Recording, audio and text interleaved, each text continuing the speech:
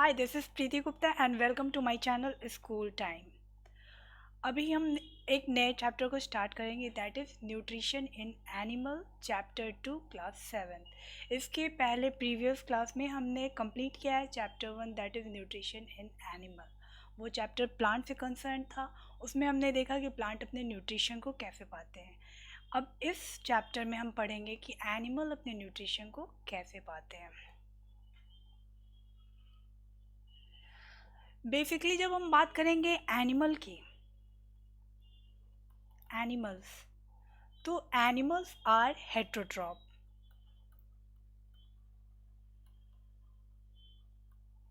Animals जो होते हैं वो हेट्रोट्रॉप होते हैं because they can not prepare their own food and for the purpose of food they depend upon other plants, depends upon other plants and animals. वो अपना भोजन खुद नहीं बनाते हैं और वो अपने भोजन के लिए दूसरे प्लांट्स एंड एनिमल पे डिपेंडेंट होते हैं। That is why animals are called heterotroph. इसीलिए एनिमल्स को हेट्रोट्रॉप भी कहा जाता है। अब heterotroph, the word heterotroph, heterotroph is a combination of two words that is hetero means other and trop means nourishment.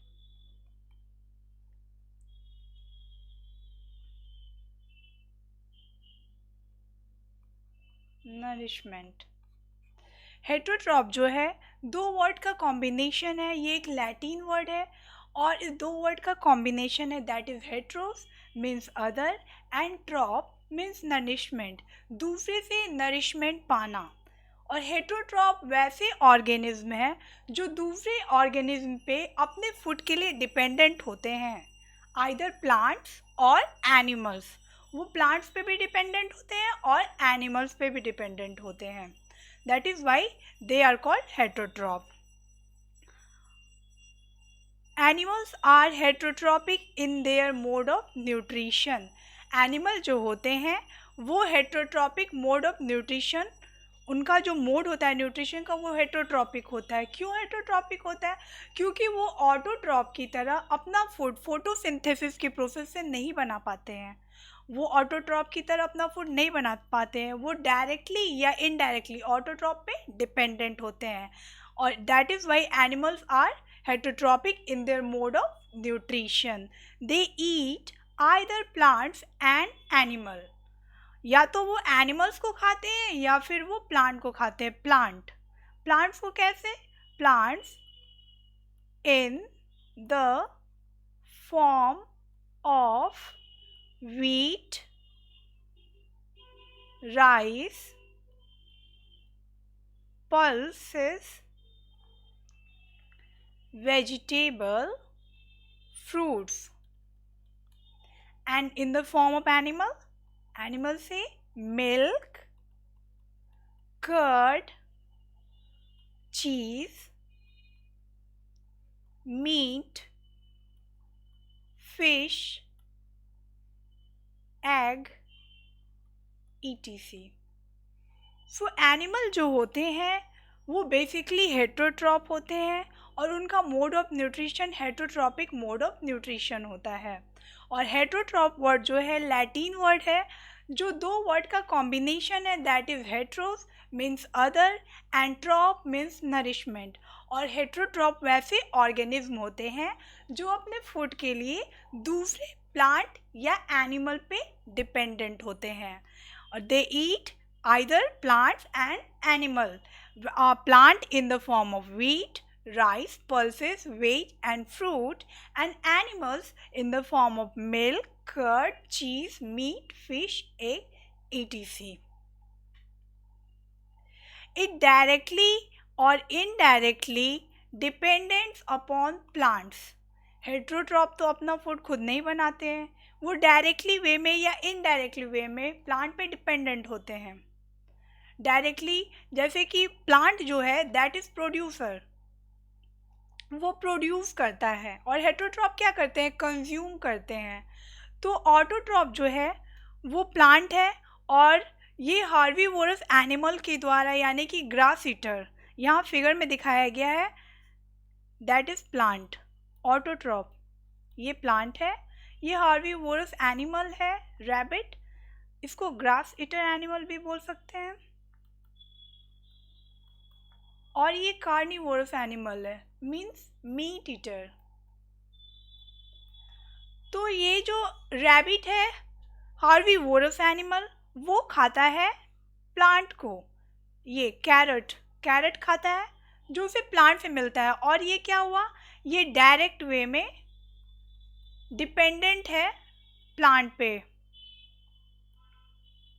Dependent है प्लांट पे।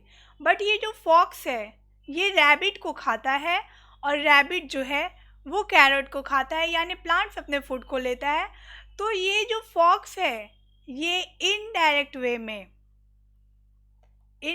वे में डिपेंडेंट है ऑटोट्रॉप पे, इट मीन्स प्लांट पे।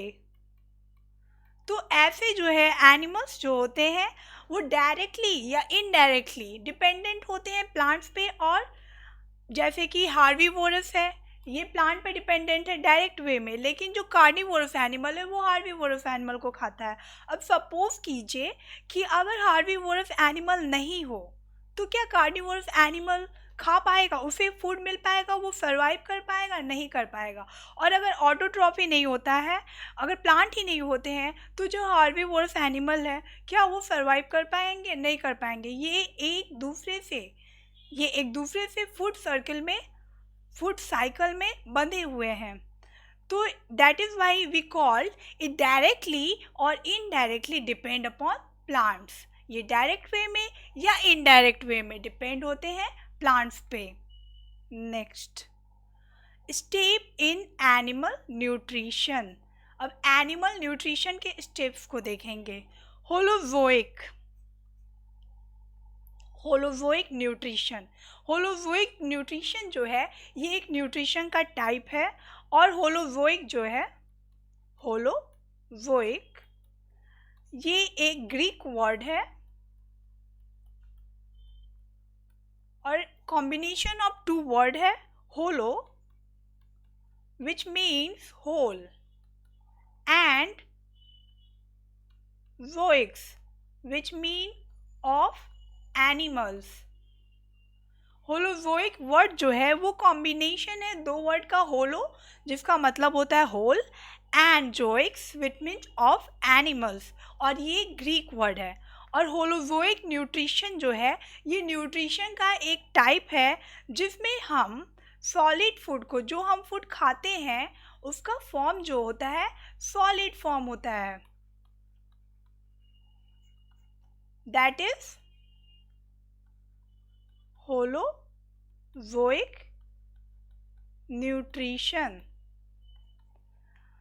The form of nutrition in which food is eaten in solid form is called holozoic nutrition। Nutrition का वो form जिसमें हम सॉलिड फूड को खाते हैं, सॉलिड फॉर्म में फूड को खाते हैं, उसे होलोजोइक न्यूट्रिशन कहा जाता है।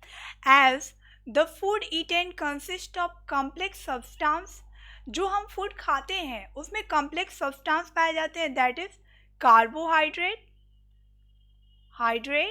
प्रोटीन।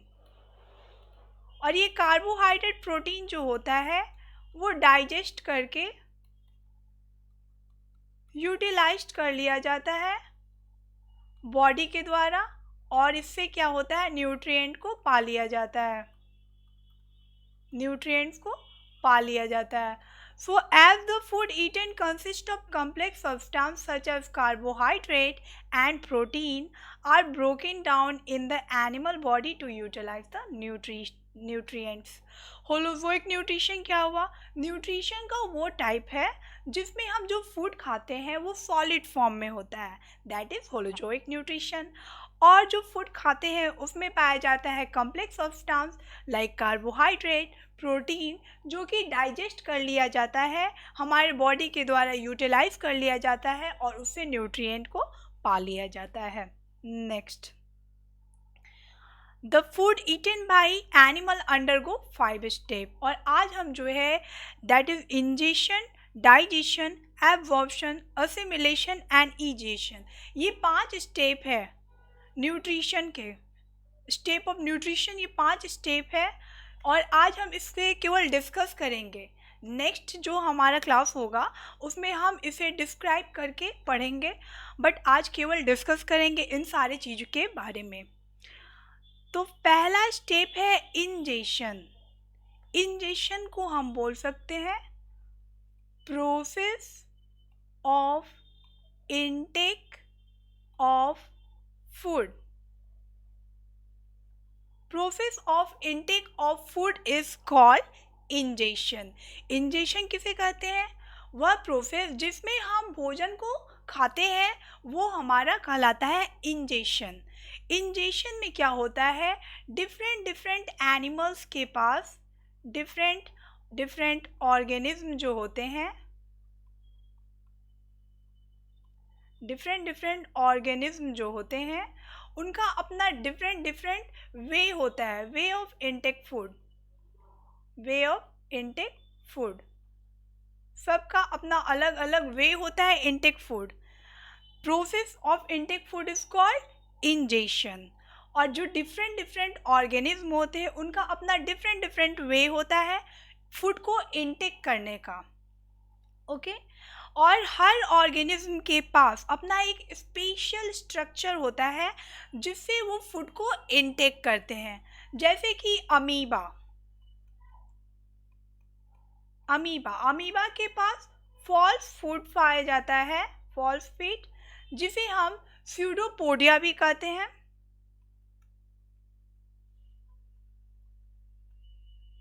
स्यूडोपोडिया भी कहते हैं। ये क्या करता है, स्यूडोपोडिया के द्वारा फूड को जो है इनगल्फ कर लेता है, निगल जाता है। फिर मॉस्क्यूटो में पाया जाता है फीडिंग ट्यूब। मॉस्क्यूटो जब एनिमल पे बैठता है तो फीडिंग ट्यूब से सक कर लेता है ब्लड को, तो वो सकिंग के द्वारा अपने फूड को क्या कर रहा है, इनटेक कर रहा है। बटरफ्लाई क्या करता है, बटरफ्लाई जब फ्लावर पे बैठता है तो उसके पास भी फीडिंग ट्यूब पाया जाता है। वो फीडिंग ट्यूब के थ्रू नेक्टर को जो है एब्जॉर्ब कर लेता है फ्लावर से। और उसके बाद जैसे कि फ्रॉग है, यहाँ फ्रॉग का पिक्चर दिखाया गया है। फ्रॉग के पास स्टिकी टंग पाया जाता है जिससे वो अपने प्रे को कैच कर लेता है। स्नेक्स है लाइक पैथन, स्नेक्स क्या करते हैं, वो जो अपने भोजन को क्या करते हैं, निगल लेते हैं।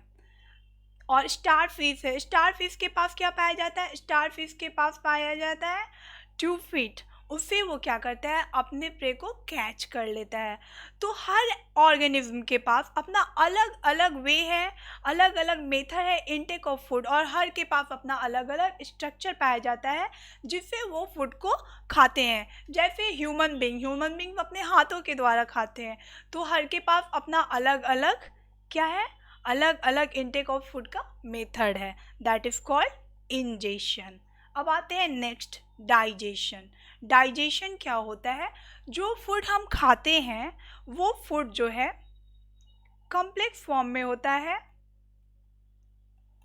कॉम्प्लेक्स फॉर्म में, और इसको जो है कन्वर्ट कर दिया जाता है सिंपल एंड सॉल्यूबल फॉर्म में, that is called digestion. Digestion के प्रोसेस में हम जो फूड खाते हैं उसे कन्वर्ट कर दिया जाता है, उस कॉम्प्लेक्स फूड को सिंपल और सॉल्यूबल फॉर्म में। किसके द्वारा, by physical and chemical method. Physical और केमिकल मेथड के द्वारा क्या होता है, फूड को डाइजेस्ट कर लिया जाता है। अब फिजिकल मेथड क्या हुआ, हम खाना खाते हैं उसे क्या करते हैं, टीथ के द्वारा च्यू करते हैं, चबाते हैं, तो that is physical method. But खाना जो है ऑसोफेगस से होते हुए स्टमक तक आता है, ऑसोफेगस से होते हुए स्टमक तक आता है, वहाँ डाइजेस्टिव जूस सिक्रीट होता है। फिर यहाँ पे लीवर है, लीवर से बाइल जूस आता है, और स्लाइवा में भी एंजाइम होते हैं। ये सब क्या करते हैं, फूड को ब्रेक डाउन करते हैं, और इस जो केमिकल एंजाइम के द्वारा जो प्रोसेस होता है दैट इज़ केमिकल मेथड, उसे हम केमिकल मेथड कहते हैं। और जो हम चबाते हैं, दांत से च्यू करते हैं, दैट इज़ फिजिकल मेथड। तो ऐसे जो है फूड को डाइजेस्ट कर लिया जाता है, कॉम्प्लेक्स फूड को कन्वर्ट कर दिया जाता है सिंपल एंड सॉल्युबल फॉर्म में।